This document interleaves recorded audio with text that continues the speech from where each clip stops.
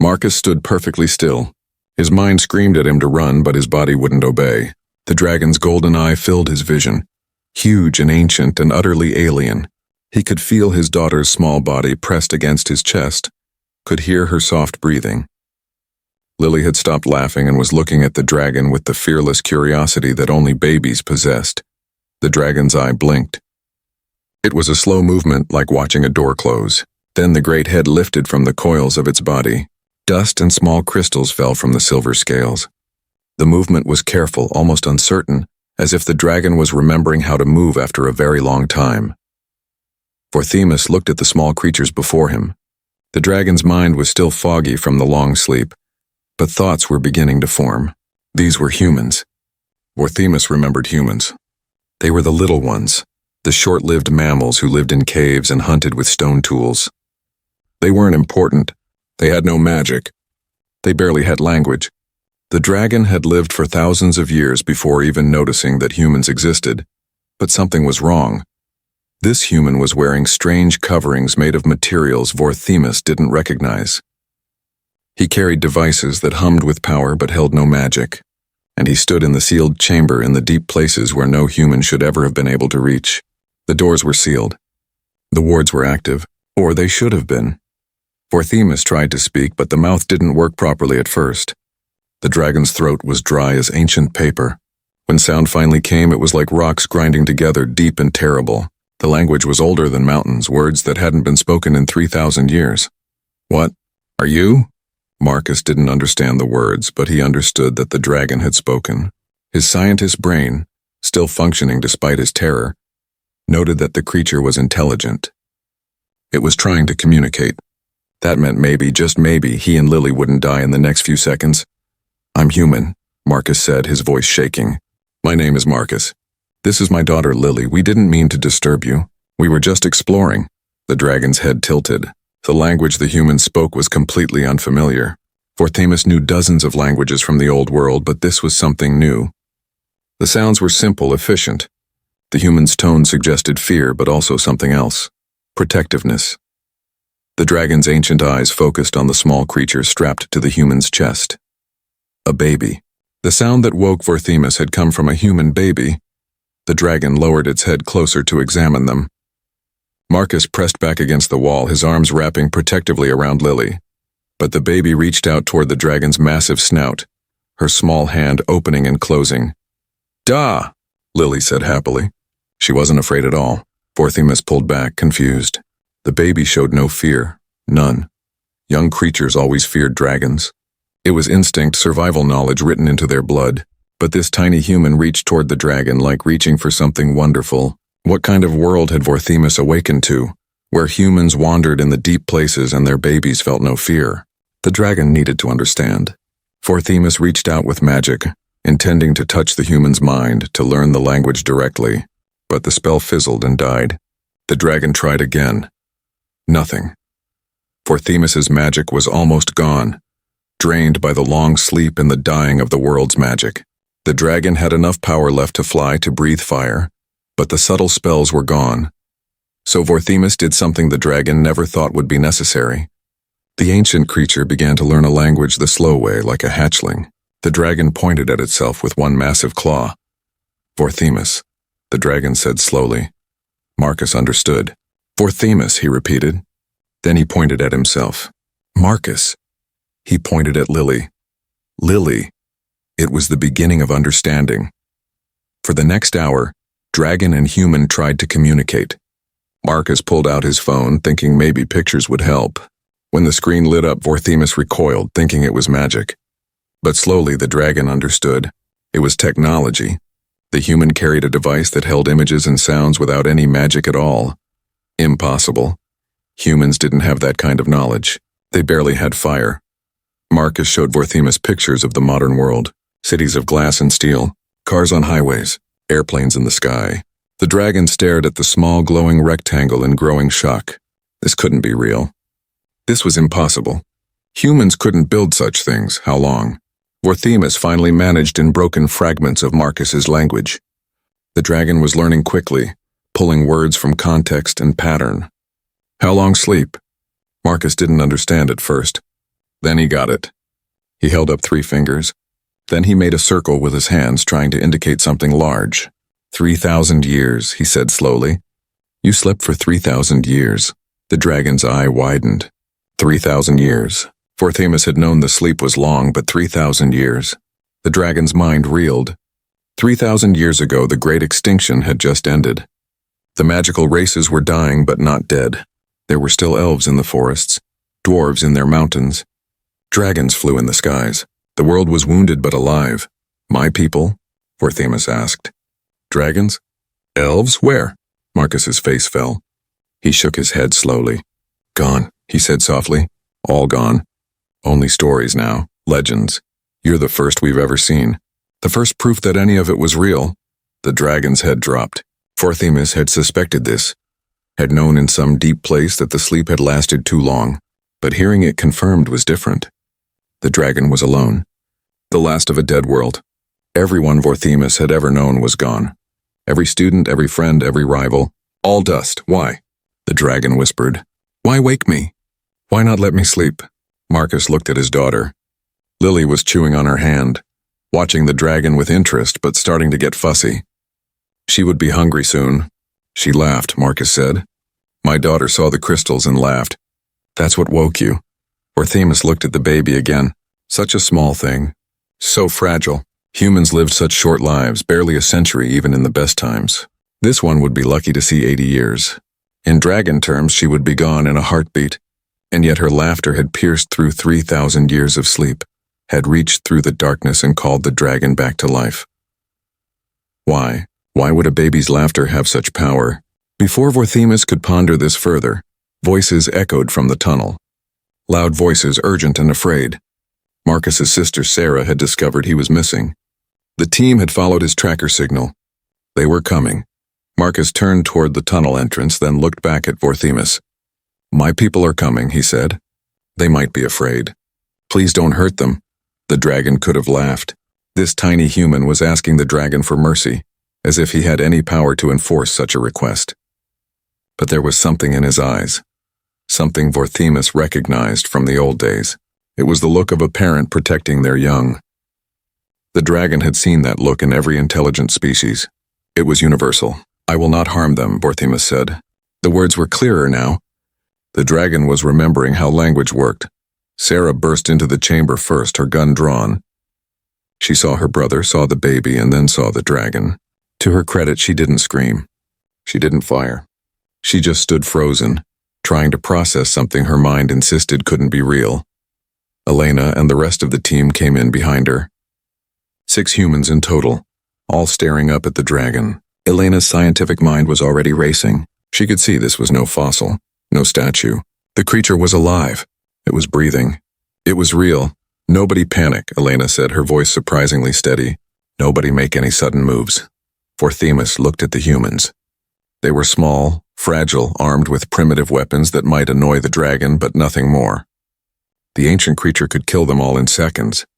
But Vorthemis was curious now. These humans had built a civilization while the dragon slept. They had technology beyond anything the ancient races had achieved. They had survived while the magical races had died. The dragon wanted to understand how, and why. I am Vorthemis, the dragon said, speaking slowly so the humans could understand. I will not harm you, but I must see this world you have made. I must understand what has happened while I slept. Elena looked at her team, then back at the dragon. This was beyond anything she could have imagined. This was beyond anything anyone could have imagined. They would need help. They would need experts. They would need the whole world to know about this. But first, they needed to make sure nobody did anything stupid that would get them all killed. I'm Dr. Elena Vasquez, she said, stepping forward carefully. We can help you understand. We can show you everything, but it will take time. The world has changed a lot. Vorthemis nodded slowly. Show me, the dragon said. Show me what humanity has become.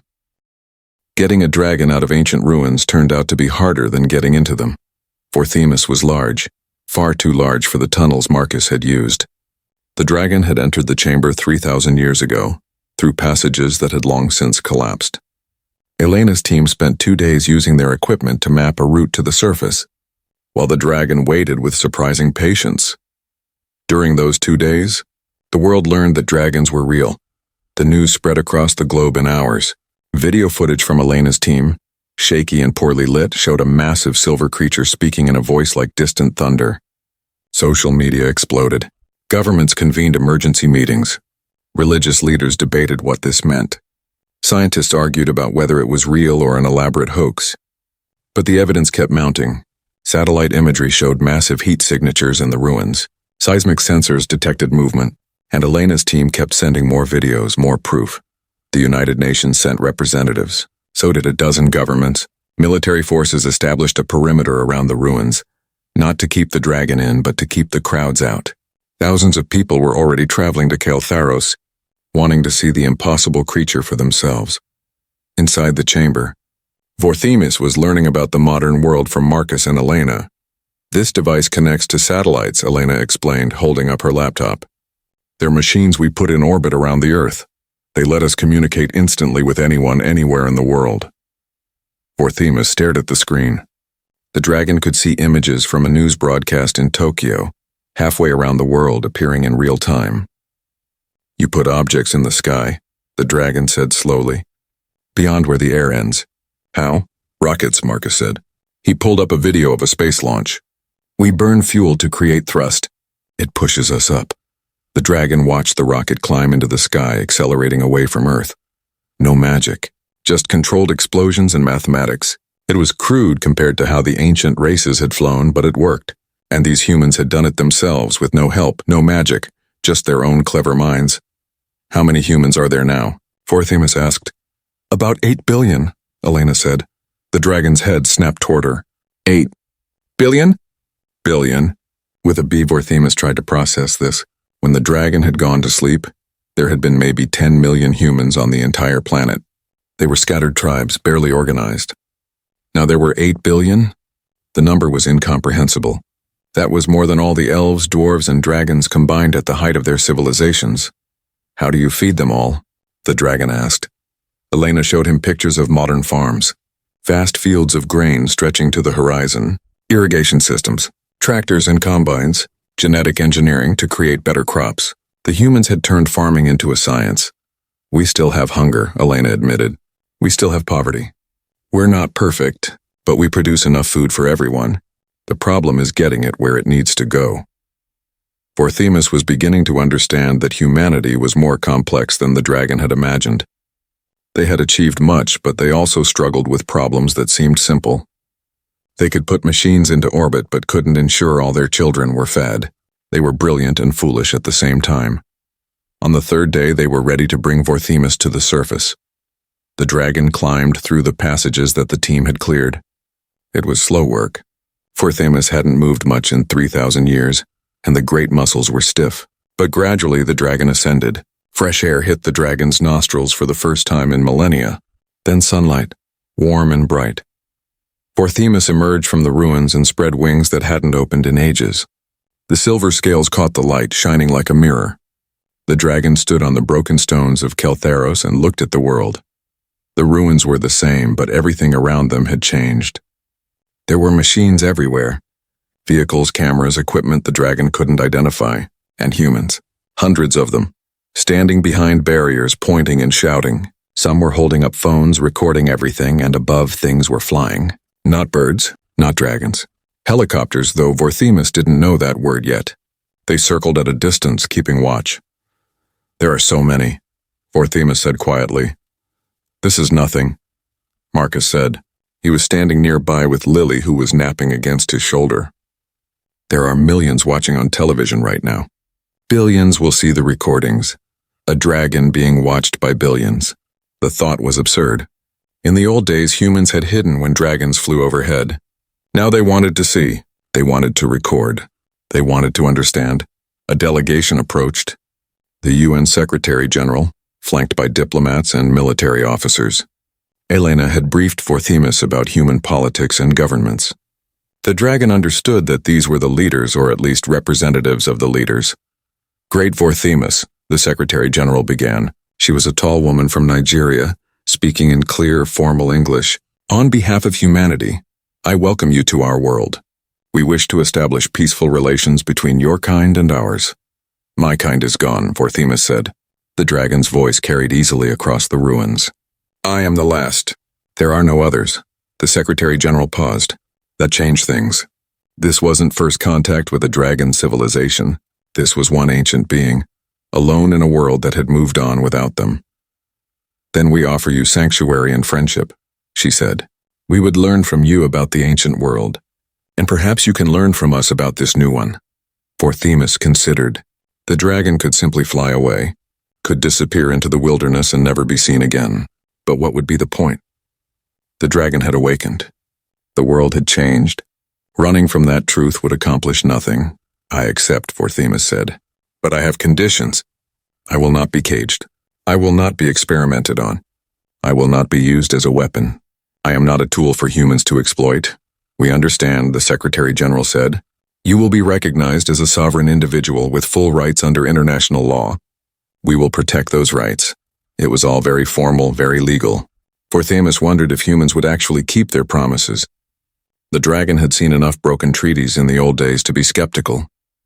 But Elena and Marcus had been honest so far. Perhaps these modern humans were different.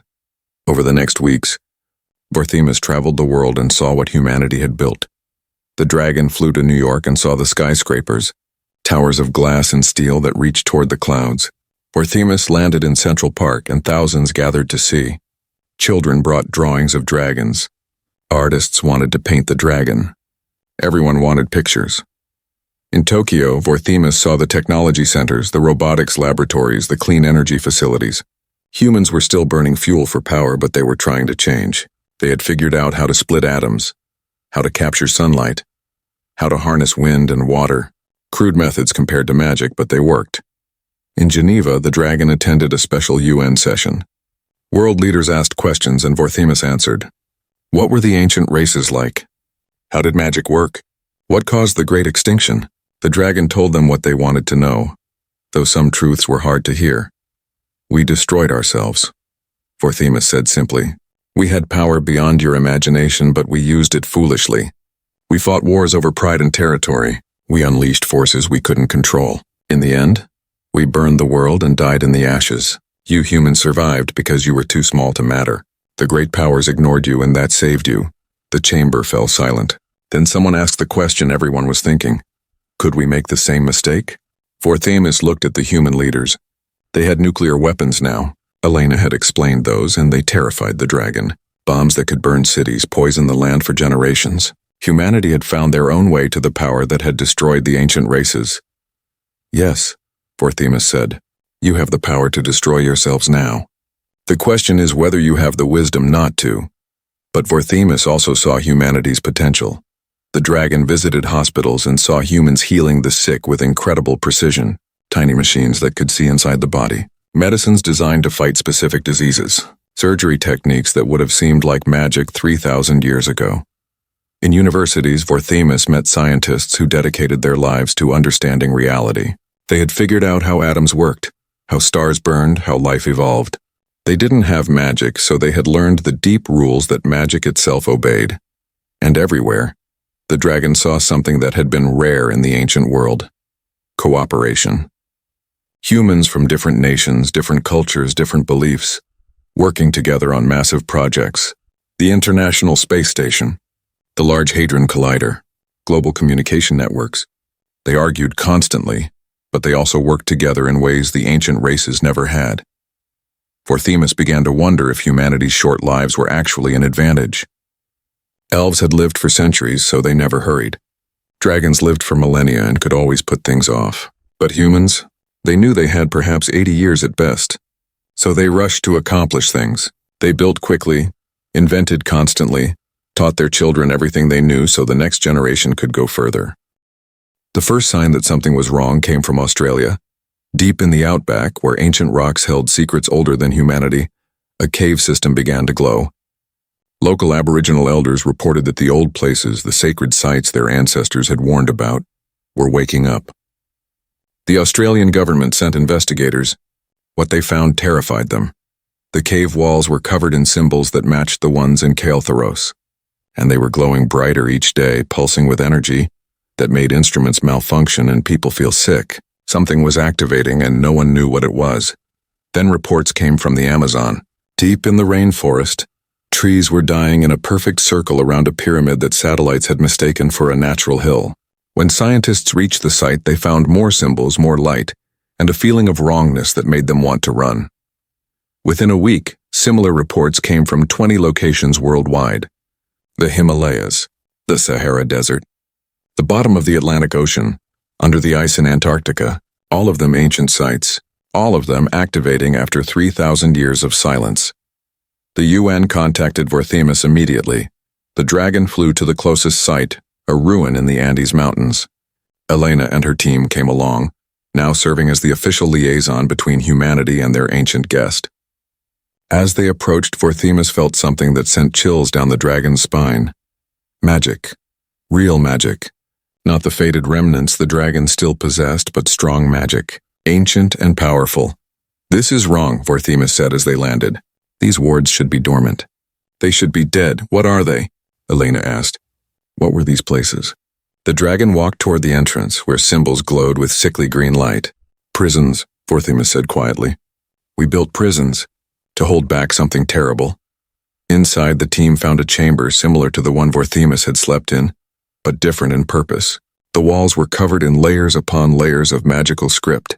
Every surface had been carved with wards, barriers, and binding spells. And at the center was a gate sealed shut but now beginning to crack. "What's in there?" Marcus asked. He had come along despite Sarah's objections, leaving Lily with his mother. The baby was almost a year old now, and Marcus hated being away from her. But this felt important. Vorthemis stared at the gate. "We called them the Void Chorus. They came from outside reality, outside space, outside understanding. They fed on thought, on consciousness itself. When they touched a mind, that mind went mad. When they touched a world, that world died. How did you stop them?" "We didn't stop them. We couldn't. We could only contain them, lock them away in places between reality. And it took constant magic to maintain those locks. Every dragon, every elf, every magical being contributed their power to keep the prisons sealed." Vorthemis turned to look at Elena. "And then we all died.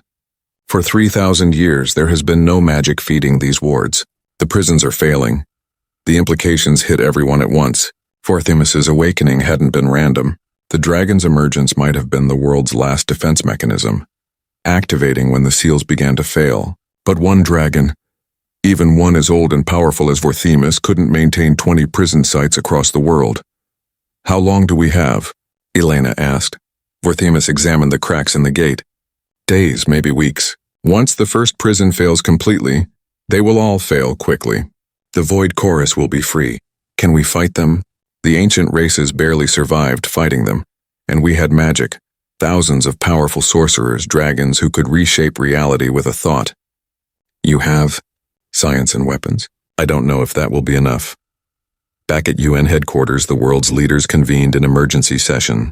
Vorthemis stood before them, a dragon in a room built for humans, and explained what was coming. The dragon tried to be gentle, but there was no gentle way to say it. "Your world is about to be invaded by entities that exist outside normal physics. They cannot be killed because they don't truly live. They cannot be reasoned with because they don't think like anything you understand. They feed on consciousness itself. Every human, animal, anything that thinks becomes food for them." "How did your people fight them?" asked a general from China. "Magic. We used wards to repel them, binding spells to trap them, and sacrificial magic to damage them. We lost thousands doing it. But you don't have magic." "No," said a scientist from MIT who had been consulting with the UN. "But we have technology, and technology can do many things magic can. We just need to understand what we're fighting." Vorthemis spent the next week working with humanity's best scientists. They studied the dragon's descriptions of the Void Chorus, trying to translate magical concepts into physical ones. What they learned was both terrifying and enlightening. The Void Chorus existed in higher dimensions, reaching into normal reality only partially. They interacted with consciousness because consciousness itself was quantum in nature, existing in those higher dimensions. Magic had worked because it operated on similar principles. "But we can work in those dimensions too," the MIT scientist said excitedly. "Quantum computers operate in superposition. Quantum entanglement is non-local. We've been touching the edges of these spaces for decades without realizing what they were. A plan began to form. They couldn't seal the prisons again. The magic was gone. But they could build technological barriers using quantum field generators. They could create disruption patterns that would destabilize the void chorus's manifestation in normal space. They could weaponize consciousness itself using synchronized brain activity, amplified by technology.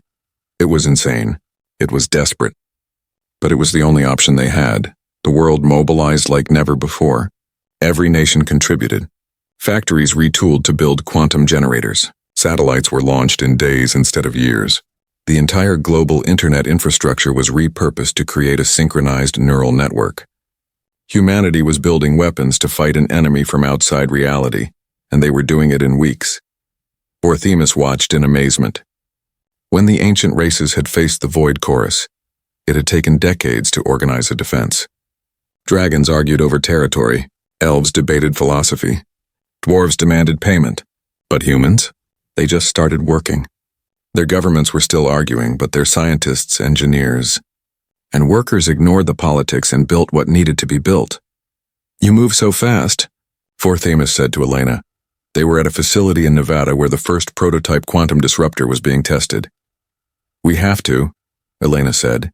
"We don't live long enough to waste time." The test began. The machine powered up, creating a field that made Orthemus's scales ache. It was wrong in the same way the void chorus was wrong. A twisting of reality that shouldn't exist. But the readings showed it was working. The higher dimensional intrusions were being pushed back. Then something unexpected happened. The machine attracted one of them. A breach opened in the test chamber. Reality split like tearing fabric and something pushed through. It had no real shape, existing in more dimensions than human eyes could process.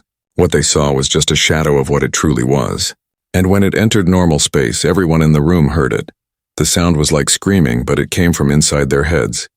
It was hunger and madness and endless void. 2 technicians collapsed immediately, bleeding from their noses, their minds unable to process what they were experiencing. Elena fell to her knees, hands over her ears, but the sound didn't come from outside. Orthemus reacted on instinct. The dragon breathed fire, ancient flames that burned with magic. The fire washed over the intrusion, and for a moment it recoiled. But only for a moment. The void chorus entity pushed forward again, reaching toward the humans. Then Marcus did something crazy. He thought about Lily, his daughter's laugh, her smile, the way she said his name, the absolute joy she felt at simple things like bubbles and puppies and cookies. He thought about how much he loved her, how much he wanted her to grow up in a safe world. And he broadcast that thought as hard as he could, pure emotion without words. The quantum equipment still running caught that thought. It amplified it, and suddenly everyone in the room felt it. They felt Marcus's love for his daughter. They felt his hope, his determination, his refusal to let anything hurt her. And they added their own emotions, their own reasons to fight, their own love for the people they wanted to protect. The void chorus entity screamed differently now. It recoiled. This wasn't the organized magic of the ancient races. This was something new, raw emotion amplified by technology and transmitted through quantum fields. It burned the entity like acid. The disruptor activated fully and the breach sealed. The entity was pushed back into the space between spaces. The room fell silent except for people gasping for breath. Did that just work? Elena asked, still shaking. It worked, Orthemus said, staring at Marcus. You weaponized hope. You turned love into a shield. I don't think the void chorus has ever encountered that before. The MIT scientist was already taking notes frantically. We can replicate this. We can build transmitters that carry emotional patterns. If we can get enough people to focus together, to generate positive emotions simultaneously. A global consciousness weapon, Elena finished, powered by humanity's will to survive. Orthemus looked at the humans rushing around, excited and terrified and absolutely refusing to give up. The dragon realized something profound. The ancient races had fought the void chorus with power and magic and individual might, but humanity was fighting with something completely different. They were fighting together, billions of minds unified by technology, powered by emotion and hope and desperate love for their fragile, brief lives. The void chorus had never faced anything like humanity before. We might actually win this, Orthemus said quietly. We have to, Marcus said. He was looking at a photo of Lily on his phone. There's no other option, the dragon nodded. There never had been another option. Not for the ancient races and not for humanity. The difference was that humanity seemed to understand that. They fought not because they were powerful, but because they had no choice. Because giving up meant losing everything they loved, and that made them more dangerous than any magic. The world prepared for war against an enemy that shouldn't exist. In 3 weeks, humanity built a defense network that would have seemed impossible before. Quantum disruptors were installed at every ancient prison site. Satellites carrying emotional broadcast arrays were placed in orbit. The global internet was converted into the largest synchronized consciousness network ever conceived. Every major city had a broadcast center where people could gather to add their thoughts, their emotions, their will to survive to the collective defense. Vorthemes flew between sites, helping adjust the technology to better interact with the higher dimensions where the void chorus existed. The dragon's knowledge of magic translated imperfectly to human science, but together they were making it work. The ancient and the modern, combining in ways neither could have achieved alone. "You're all insane," Vorthemes said to Elena at a control center in Geneva. "This shouldn't work. You're using emotions as weapons. That's not how physics works." "Maybe physics is bigger than we thought," Elena said. She was exhausted, having not slept properly in days. None of them had. Consciousness affects quantum states. That's proven. If consciousness exists partially in higher dimensions, then focused consciousness should be able to affect those dimensions. We're just amplifying and directing it.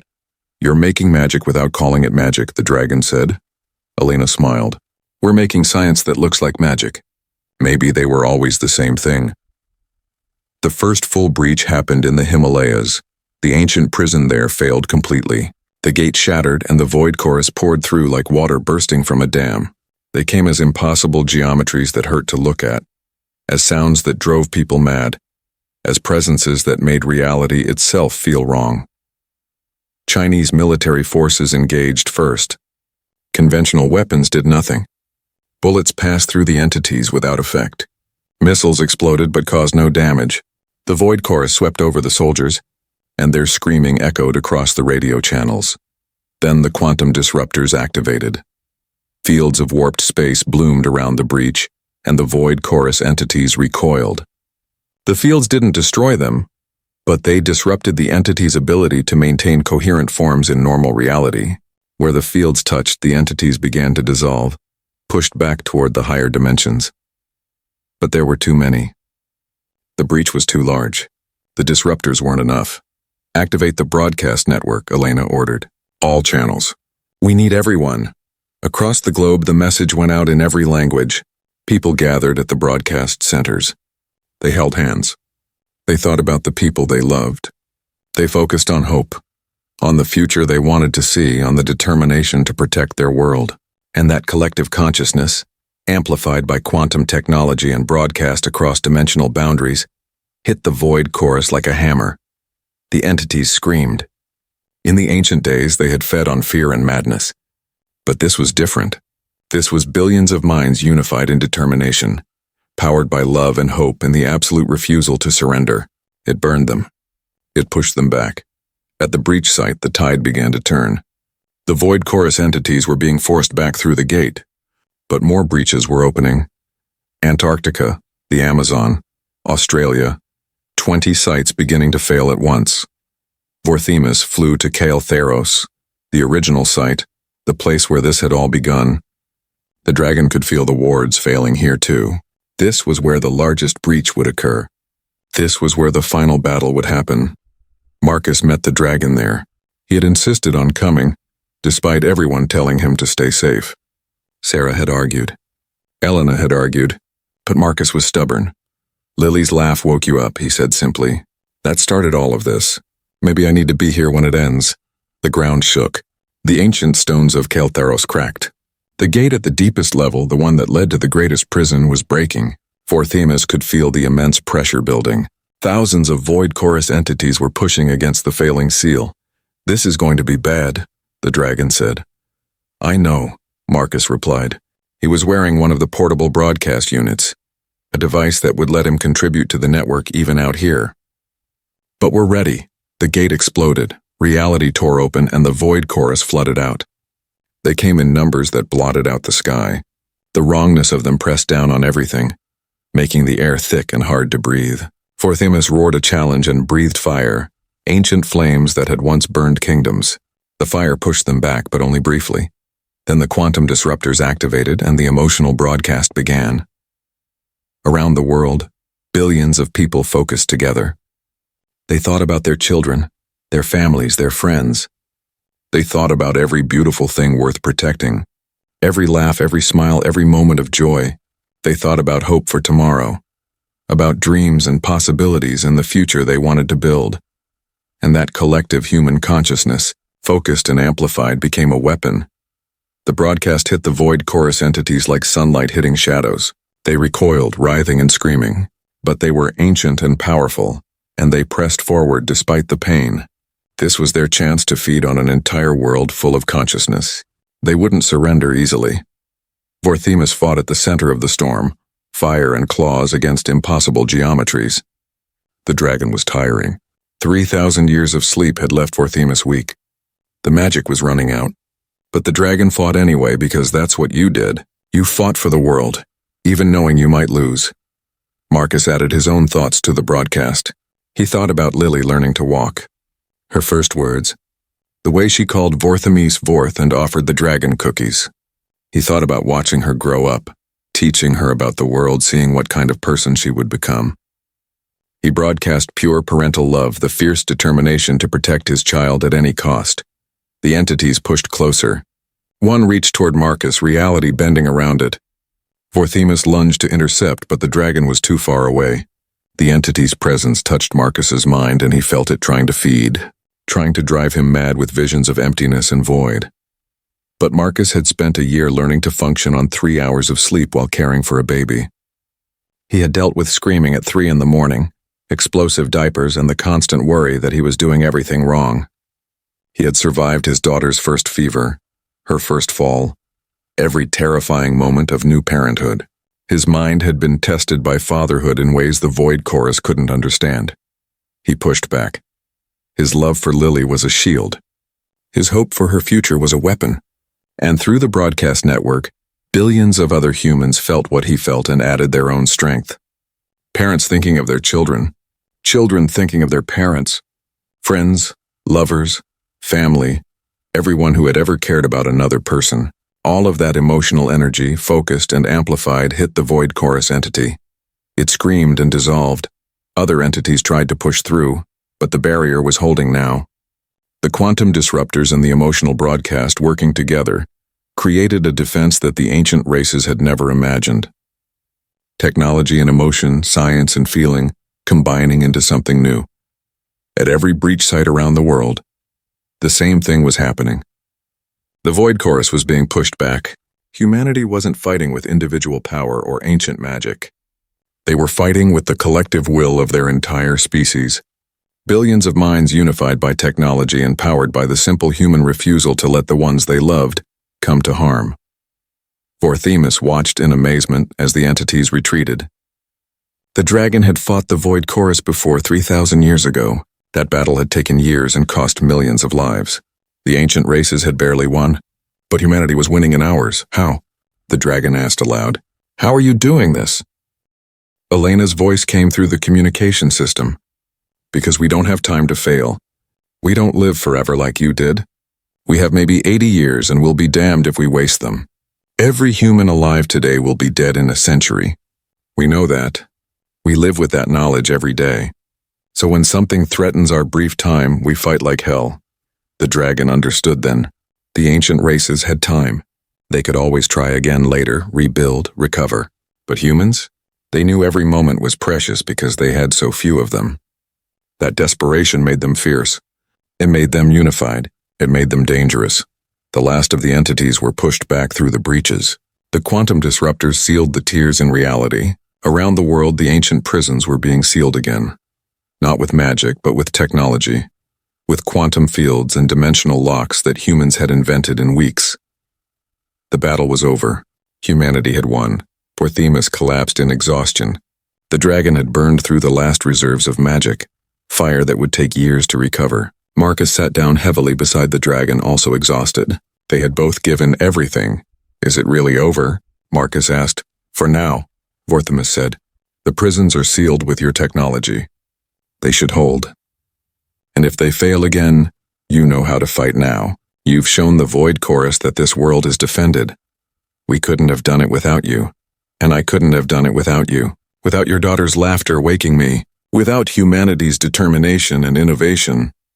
The dragon paused. I was wrong about your species. I thought you were insignificant because you lived such short lives. But your brief lives make you stronger, not weaker. You achieve more in your decades than we did in our millennia, because you know time is precious. Marcus smiled. That's the nicest thing anyone's ever said about humans being mortal. 3 months later, Vorthimus stood in a different place in the ruins of Kael'theros. The lower levels had been cleared and restored. The chamber where the dragon had slept was now something else. A school. Human children sat on the floor looking up at Vorthimus with wide eyes. The dragon was teaching them about the ancient world, about magic and history, and the races that came before. Some of the children were afraid at first, but they got used to the dragon quickly. Children adapted fast. Lily was there too. She was 3 now, old enough for the special preschool that had been established. She sat in the front row, drawing pictures while Vorthimus talked.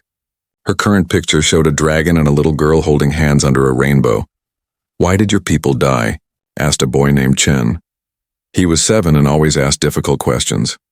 Vorthimus considered how to answer. We stopped caring about the future, the dragon said finally. We lived so long that we thought we had forever. We fought over small things. We forgot that every generation has a responsibility to the next. We failed our children, and so we ended. But humans won't do that, said a girl named Amara. Right? I don't know, Vorthimus said honestly. You face many challenges. Your climate is changing. You have weapons that could destroy you. You argue and fight among yourselves, but you also cooperate in ways my people never did. You move fast. You adapt. You care about your children's future because you know you won't be there to see it. Will you teach us so we don't make the same mistakes? Chen asked. I will teach you everything I know, the dragon promised, and you will teach me in return. We will learn from each other. The ancient and the modern together. Lily walked up to Vorthimus and held up her drawing. For you, she said. The dragon took it carefully. Thank you, little one. I will treasure this. Vorth is my friend, Lily announced to the class. Several children nodded in agreement. To them, having a 3,000-year-old dragon as a teacher was just another part of their world. After class, Marcus came to pick up Lily. He watched her run to the dragon and hug one massive claw, completely fearless. Vorthimus was gentle with her, careful not to hurt such a fragile creature. You're good with kids, Marcus said. I taught young dragons once long ago, Vorthimus said. I had forgotten how much I enjoyed it. Teaching the next generation, helping them become better than we were. Is that why you stayed? You could have left after the battle. Gone somewhere quiet. The dragon looked at the children playing in the ruins of the ancient city. New life in an old place, the future growing among the remnants of the past. I stayed because Lily's laughter woke me for a reason, Vorthimus said. Not just to fight the Void Chorus, but to see this. To see humanity's children learning and growing. To know that the world continues. Even after everything I knew is gone, there is sadness in that, but also hope. Hope that we'll do better than your people did. Hope that you already are, the dragon said. You've only had civilization for a few thousand years. We had millions. But you've achieved things we never did. You've reached the stars. You've connected your entire species. You've learned to work together despite your differences. And when faced with extinction, you chose to fight not with power but with love, with hope, with the determination to protect each other. Marcus smiled. We're not perfect. No species is. But you're learning. And you learn fast. Vorthimus looked down at Lily, who was showing the dragon a bug she'd found. This little one in her generation will see things neither of us can imagine. And the generation after that will see even more. That's what your short lives give you. Constant change. Constant growth. Each generation building on the last. What will you do? Marcus asked. Now that you're the last dragon? I will teach, Vorthimus said simply. I will help humanity avoid the mistakes my people made. And I will watch your children grow and wonder what kind of future they will build. It's not the purpose I expected, but it's the one I was given, and I'm grateful for it. Lily tugged on the dragon's claw. "Forth, come see!" The ancient dragon, last of a dead race, followed the 3-year-old human to see whatever wonder she had discovered. In the ruins of Kael'theros, where the old world had died, the new world was learning to thrive. And Vorthemis, who had awakened expecting to find only endings, had instead found a beginning. The dragon had been wrong about humanity. They weren't inheritors by default. They were inheritors by right, by determination, by their absolute refusal to surrender in the face of impossible odds. They had earned this world, and Vorthemis would help them keep it.